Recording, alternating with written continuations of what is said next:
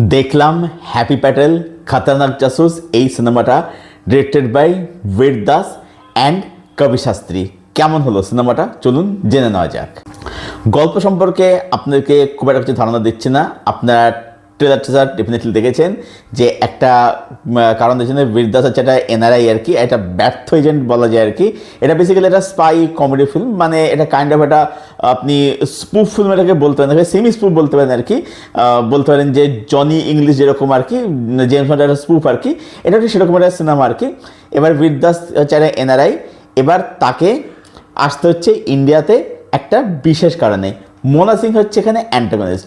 এবার ইন্ডিয়াতে আসার পরে কেন আসতে হচ্ছে এবং আসার পরে কি হচ্ছে এই নিয়ে হচ্ছে গল্প। এবার হচ্ছে পজিটিভ দিক নেগেটিভ দিক। আমার জন্য এই সিনেমার মধ্যে কিছু ভালো দিক রয়েছে এবং কিছু খারাপ দিক রয়েছে। কী কী ভালো দিক রয়েছে? ভালো দিক হচ্ছে যে দেখুন, এই ধরনের সিনেমার ক্ষেত্রে আমি কি এক্সপেক্ট করবো যে আমাকে ছবিটা এন্টারটেন করতে পারছে না, তো বলবো যে হ্যাঁ একটা লেভেল অবধি আমাকে সিনেমাটা এন্টারটেন করতে পারছে। এই সিনেমাটা হচ্ছে বলতে পারেন আপনি যে ডেলিভারি মেটস জন ইংলিশ। ছবিটার যে ট্রিটমেন্ট, ছবিটার যেরকম বলতেন যে এক্সিকিউশন, সেটা অনেকটাই হচ্ছে ডেলিভারির মতো। এবার ডেলিভারি অবশ্যই এর থেকে অনেক বেশি ফার সুপার একটা সিনেমা ছিল, তো সেই ব্যাপারটা এখানে রাখা হয়েছে। আবার এখানে বীর দাসের যে ক্যারেক্টারটা সেটা খানিকটা হচ্ছে ওই জন ইংলিশে রনেট মিস্টার বিন আর কি, যাকে মিস্টার সবাই চেনে আর কি, তো অনেকটা সেরকমই আর কি, ঠিক আছে। তো এবার এখানে যেটা বিদ্যাস করেছে বা বিদ্যাস কবি শাস্ত্রী যেটা করেছে যে এখানে কিন্তু মানে সব একটা জিনিসটাকে পুরো একটা প্যাকেজের মতো করার চেষ্টা করা হয়েছে, ঠিক আছে, সেটা আপনাকে কিন্তু মজা দেবে। আচ্ছা, এখানে যে হিউমার রয়েছে সেই হিউমারটা না যে আপনার কিন্তু জন্য কিন্তু ওয়ার্ক কিন্তু করবে, ঠিক আছে। মানে এখানে না হিউমারগুলো আপনি বলতে পারেন যে সিরিয়াসভাবে ছ্যাবলামি করা এরকম আর কি, যেমন চিড়িয়াকে চুতিয়া ফেলা, তো এইগুলো কিন্তু আপনি দেখে মজা পাবেন। হ্যাঁ, এরকম বেশ ভালোই আছে আর কি। আচ্ছা, তারপরে হচ্ছে এখানে বেশ কিন্তু হোমাজ কিন্তু পাবেন। হ্যাঁ, সেই হোমাজগুলো বলতে পারেন যে ধরুন যখন এখানে ইমরান খান যখন ক্যামে যখন হচ্ছে, যেটা আপনার ট্রেলারে দেখতে পেয়েছেন, সেই ক্যামেরার মধ্যে ওই পপ্পু ক্যান ড্যান্সার গানটা বাজছে তখন আর কি, যখন অ্যাকশন করছে আর কি। আচ্ছা, এখানে আমির খানের ক্যামে, সেটা আপনার সবাই জানেন আছে আর কি, সেটা আপনাকে মজা দেবে আর কি। তারপর হচ্ছে এই যে সঞ্জীব কপুর বিখ্যাত শেফ আর কি, তো সঞ্জীব কাপুর যে শোটা করতো আর কি, মোস্ট প্রবলি খানা খাজানা ছোটোবেলা দেখতেন জি টিভিতে আর কি, তখন থেকে উনি একটা কথা বলতেন, নামক স্বাদ অনুসার। তো এইখানে ওই রান্নার অ্যাঙ্গেল আছে, ঠিক আছে, তো সেটা আপনাকে মজা দেবে হোমাজগুলো আর কি। এছাড়াও টুকটাক করে ধরুন আমিরকে হোমাজ দেওয়া হয়েছে, এটা তো আমির খানের প্রোডাকশন, আপনি জানেন সেটা আর কি, আমির খান যেটা প্রডিউস করেছে আর কি।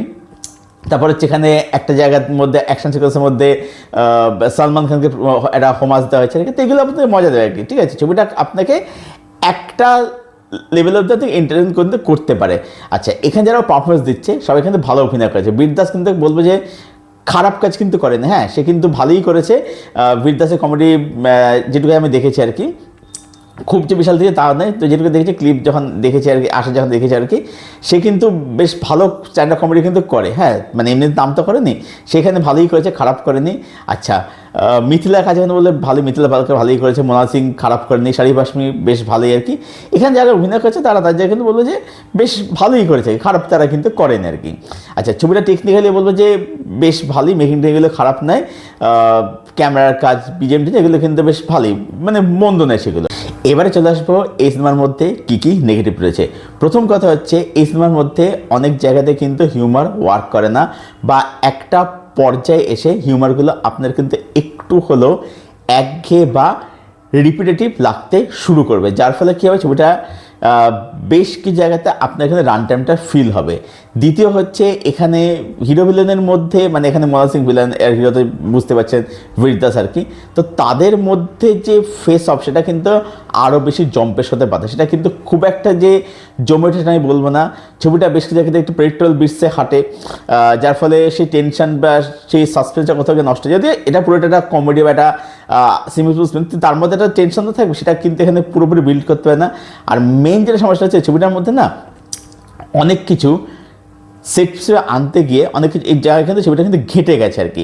মানে ধরুন ভুল জায়গায় গান প্লেস করা, তারপর ধরুন যে বীর দাস আর মিথিলার মধ্যে যে একটা প্রেমের যে ট্র্যাক রয়েছে সেটা মূল গল্পে, মূল ন্যারেটিভে কি আলাদা করে অ্যাড করছে, কি এলিমেন্ট যোগ করছে সেটা কিন্তু এখানে পরিষ্কার নয়, সেটা কিন্তু সেট পিসে আসে। আচ্ছা, এখানে আমির খানকে দেখে তো মজা আসবে, ঠিক আছে, তার এই মানে এনার্জি, তার এই পাগলামি, ঠিক আছে, দেখে মজা আসবে, ইমরান খানকে দেখে ভালো লাগবে।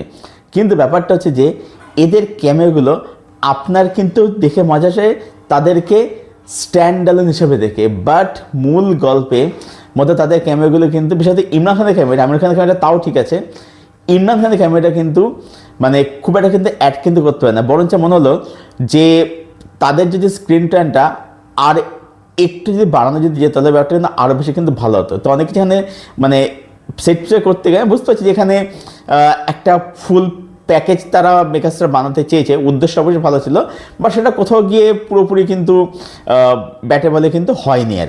ওভারঅল ফাইনাল ভার্ডিক্ট এটাই, হ্যাপি প্যাটেল খতরনাক জাসুস এই ছবিটা হচ্ছে স্ট্রিক্টলি একটা ওয়ান টাইম পাস সিনেমা। মানে এটা আপনি বন্ধু-বান্ধব মিলে পপকর্ন চিপস খেতে খেতে, কোল্ড ড্রিঙ্কস খেতে খেতে দেখলেন, মজা পেলেন, ছবি শেষ হলো, ছবি আপনি ভুলে গেলেন। এটা হচ্ছে একদম পিওর একটা টাইম পাস নয়, যেটা কিন্তু খারাপ নয়, ঠিক আছে, মানে খুব বিশাল কিছু ভালো সিনেমা নয়, আবার যে একদম খারাপ সিনেমা সেটাও নয়, এটা আপনার ভালো টাইম পাস করিয়ে দেবে আর কি, আপনি দেখলেন, এন্টারটেন হলেন, ব্যাস এই অবধি আর কি, ঠিক আছে। অবশ্যই লেভেলে অবশ্যই বেশি সুপার ছবি ছিল, জনিংস তো মানে বেশ দারুণ একটা মজাদার ছবি আর কি। তো এটা বলতে জনিংসের একটা কাণ্ড, একটা ইন্ডিয়ানাইজ ভার্সন আর কি। তো ওভারঅল বলতে এটা হচ্ছে একটা ভালো প্রচেষ্টা। তো সব মিলিয়ে হ্যাপি প্যাটেল খতরনাক জাসুস এই ছবিটাকে আমি রেট করছি 6.5 আউট অফ 10। এটাই ছিল আমার রিভিউ হ্যাপি প্যাটেল খতরনাক জাসুস সিনেমাটাকে নিয়ে। যারা দেখেননি দেখবে বলে মনে করছেন অবশ্যই দেখুন, দেখে জানানো কমেন্ট করে কীরকম লাগলো, আর যারা ছবিটা দেখে নিয়েছেন আপনাদের কি মতামত সেটা অবশ্যই জানানো কমেন্ট করে, আপনাদের কমেন্টের উত্তর আমি অবশ্যই দেবো।